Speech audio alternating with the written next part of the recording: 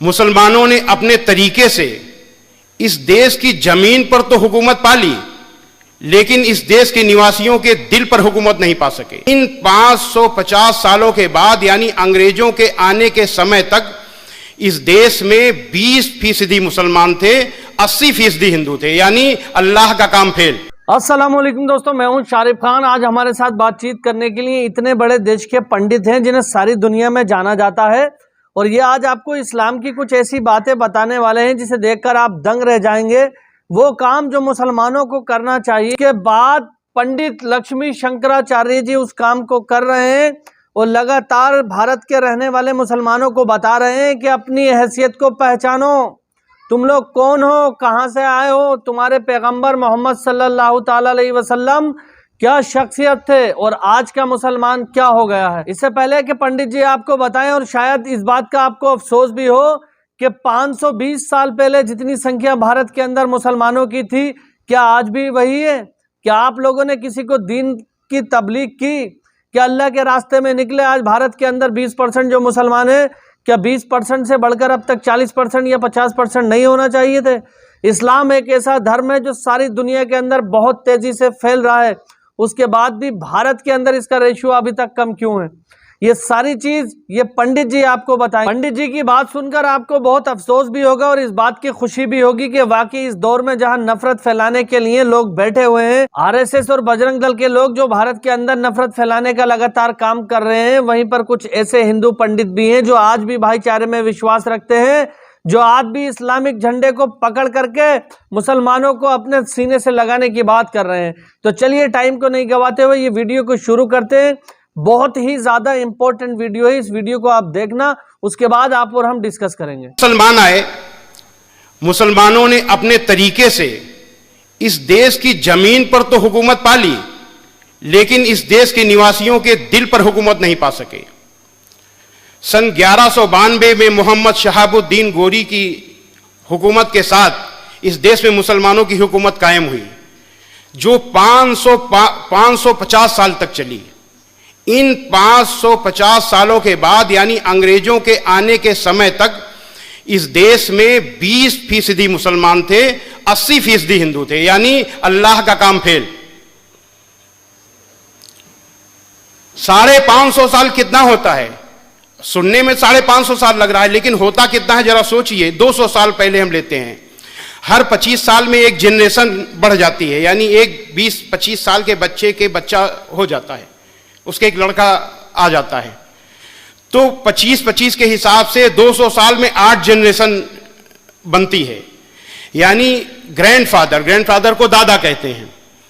200 साल पहले आप सबके दादा के दादा के दादा के दादा मौजूद थे, और इसमें से कोई शायद ही जानता हो अपने दादा के दादा के दादा के दादा का नाम, यानी आप जिनकी औलाद हो उनका नाम भूल गए 200 साल में। 200 साल इतना होता है, और 550 साल मुसलसल लगातार हुकूमत रही मुसलमानों की। मुंह से निकला हुआ शब्द, बादशाह ने जो मुंह से शब्द निकाला वही कानून, और इसके बाद भी मुसलमान कितने हुए?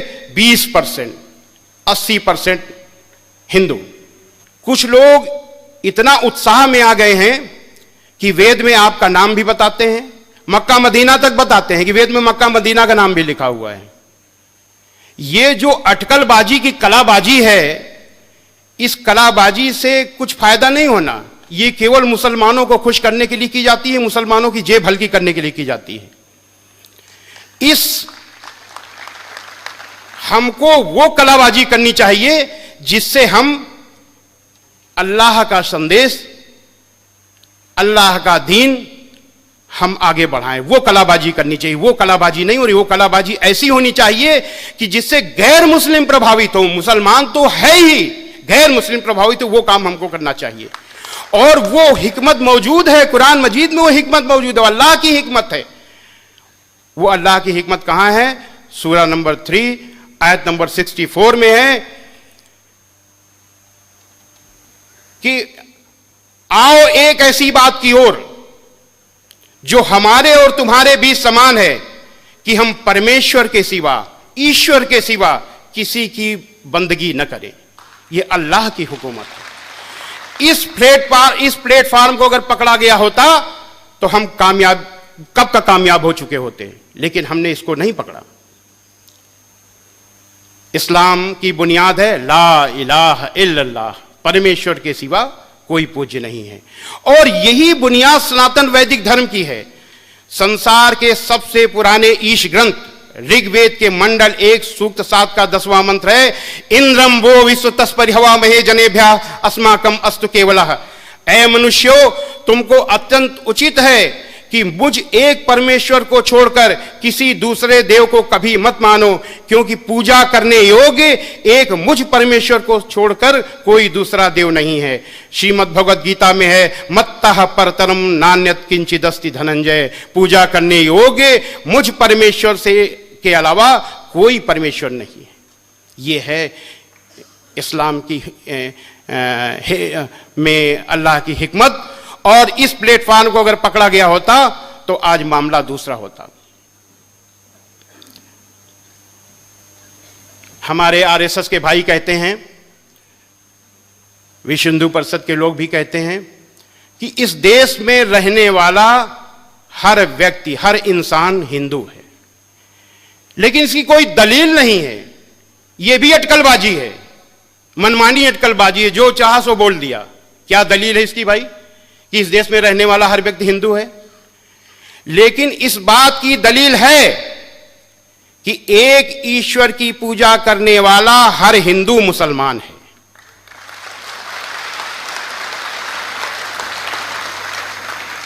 हम आप लोग नौजवान हो, हम आप लोगों से अपील करना चाहते हैं कि मुसलमान दूसरों को सबसे अधिक प्रभावित कर सकते हैं। कब? जब वो बुराइयों को न देखें और अपनी अच्छाइयों को बताएं और खुद अमल में भी लाएं। क्या बताएं? क्या बताएं?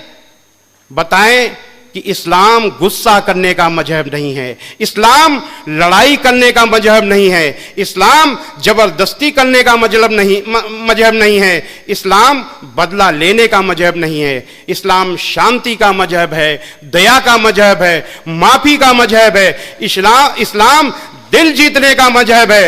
इस्लाम में बुराई का बदला बुराई नहीं, भलाई है, क्योंकि इस्लाम कुरान का मजहब है। हजरत मोहम्मद सल्लल्लाहु अलैहि वसल्लम पर कुरान उतरी, उतरने के बाद आपके दिल में उतर गई, दिल से उतरने के बाद आपके कर्मों में उतर गई।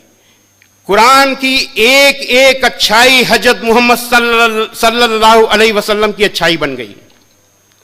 आपने अपने पूरे जीवन में अपने विरोधी के लिए भी बद्दुआ नहीं की, अपने दुश्मन से भी बदला नहीं लिया। जरा ध्यान दीजिए, हजरत मोहम्मद सल्लल्लाहु अलैहि वसल्लम ने उस व्यक्ति से भी बदला नहीं लिया जिसने आपकी प्यारी बेटी को ऊंट से गिराकर मारने की कोशिश की।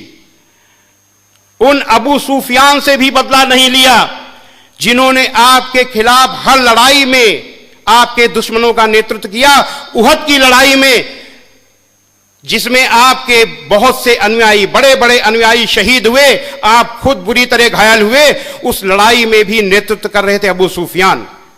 ऐसे अबू सुफियान को फतेह मक्का के दिन आपने न केवल माफ किया बल्कि ऐलान किया कि अबू सुफियान को माफी, और जो अबू सुफियान के घर में दाखिल हो जाए उसे भी माफी, जो मस्जिद में दाखिल हो जाए उसे माफी, और जो अपने घर के दरवाजे बंद कर ले उसे भी माफी। यानी किसी न किसी बहाने सबको माफी।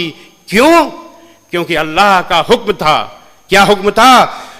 कुरान मजीद के सूरा नंबर 7 आयत नंबर 199 में अल्लाह का हुक्म है, ऐ मोहम्मद माफी का तरीका अपनाओ और भलाई का हुक्म देते रहो और अज्ञानियों से किनारा कर लो।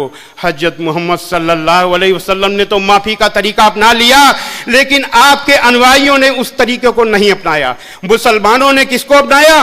गुस्सा, गुस्सा और गुस्सा, बदला, बदला और बदला। तो उम्मीद करता हूं दोस्तों ये वीडियो देखकर आपको बहुत कुछ जानने को मिला होगा और आप लोग जान चुके होंगे कि वाकई इस्लाम धर्म को कम से कम 50% लोगों तक पहुंचाना हमारी जिम्मेदारी थी। हर मुसलमान की ये जिम्मेदारी होती है कि जो इस्लाम जो इस्लाम, जो ईमान आपके पास है, आप दूसरों तक पहुंचाएं।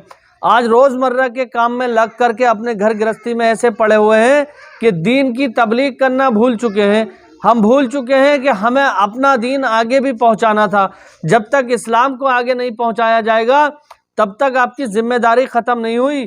नबी करीम सल्लल्लाहु ताला अलैहि वसल्लम ने भी कहा था कि मेरे बाद इस्लाम को आगे बढ़ाने की जिम्मेदारी मेरी उम्मत की होगी। क्या अपने ऊपर गौर करके देखो। सबसे पहले मैं अपने आप को भी कहता हूं कि दुनियाई परेशानियों में ऐसे पढ़ करके ऐसा भूल चुके हैं ये सब कुछ कि हमें जो ईमान की दौलत मिली उस ईमान की दौलत को हमें आगे तक भी पहुंचाना, ये सारी चीजें हम लोग भूल चुके थे।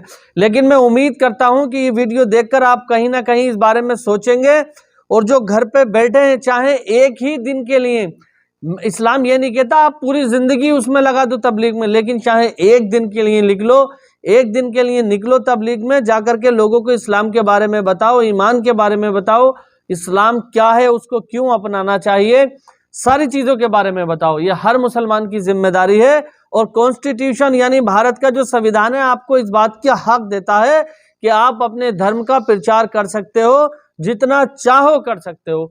तो यहाँ पर वो भी कोई टेंशन नहीं है कि आपको कोई मना करेगा या आपको कोई पकड़ धकड़ होगी, ऐसा नहीं है। भारतीय संविधान के अंदर ये आपका राइट है कि आप अपने इस्लाम के बारे में लोगों को बता सकते हो। तो इंशाल्लाह अगर आप मेरे चैनल पर पहली बार हो तो चैनल को सब्सक्राइब करके बेल आइकन पर ऑल का बटन सेलेक्ट कर लेना। फिर मिलूंगा इसी तरह की एक नई वीडियो के साथ। तब तक दुआओं में याद रखना अपने भाई को। खुदा हाफिज। जय हिंद, जय भारत।